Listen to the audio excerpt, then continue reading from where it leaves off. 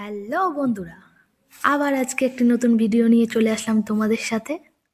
আজকে চলো fried rice করি, তাও রেস্টুরেন্টের থেকেও খুব সুস্বাদু, বাড়িতে তৈরি।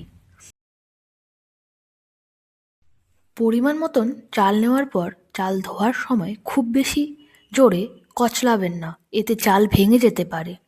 চালের বাড়তি কষ বের করে দেওয়ার জন্য ভালো করে ধুয়ে নেওয়া জরুরি। এতে রান্নার পর ভাতটা একদম ঝরঝরে থাকে। ধুয়ে নেওয়ার 15 মিনিটের জন্য ভিজিয়ে রাখবো, এতে ভাত লম্বা ও সুন্দর হবে। একটি বড় হাঁড়িতে পর্যাপ্ত পরিমাণে জল নিয়ে সেখানে সামান্য লবণ, সাদা তেল, 1 চামচ ভিনেগার বা লেবুর রস দিতে হবে। কিছুক্ষণের জন্য ঢাকা দিয়ে যখন জল টকবক করে ফুটতে শুরু করলে ভিজিয়ে রাখা চালগুলো দিয়ে দিচ্ছি। মনে রাখবেন, ফ্রাইড রাইসের জন্য ভাত কিন্তু পুরো সিদ্ধ করা যাবে না।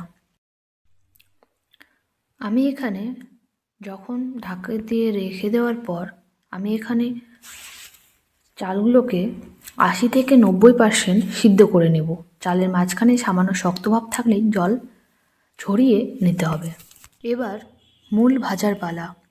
কড়াইয়ে তেল আর ঘি সুগন্ধে প্রথমেই দিয়ে দিচ্ছি গাজর কুচি।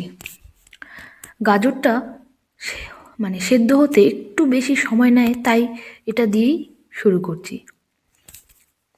তো ভালো করে নাড়াচাড়া করে যখন দেখবে যে গাজরটা একটু করে সিদ্ধ হয়ে গেছে, ভাজা কমপ্লিট হওয়ার পর গাজরটি তারপরে নামিয়ে নিতে হবে। নামিয়ে নেওয়ার পর দিয়ে দিতে হবে মটরশুঁটি। ঠিক আছে, মটরশুঁটি ভালো করে নাড়াচাড়া করে হালকা তারপরে দিয়ে উঠিয়ে নেওয়ার পরে দিতে হবে বিনসগুলি যেহেতু একটু সিদ্ধ হতে সময় নেয়, সে কারণে একটু ভাজা ভাজা করে একটু বেশিক্ষণ ভাজার পর নেওয়ার পর সেদ্ধ। তো বিনস নামিয়ে নেওয়ার পর নিচ্ছি ক্যাপসিকাম বেশি ভাজার দরকার নেই, ঠিক আছে। তারপর উঠিয়ে রাখা ঝরঝরে ভাতে হাঁড়িতে ঘি দিয়ে ভালো করে মেখে ভাতগুলি ফেলে তারপরে বিনস, ক্যাপসিকাম, গাজর কুচি, কিশমিশ, ভাজা কাজু বাদাম উপরে ছড়িয়ে দিয়ে 15 মিনিটের জন্য ওভেনে রেখে তারপরে নামিয়ে নিতে হবে। আশা করছি এই সহজ রেসিপিটি আপনাদের বাড়িতে অবশ্যই ট্রাই করবেন এবং কেমন হলো তা কমেন্ট করে জানাতে ভুলবেন না।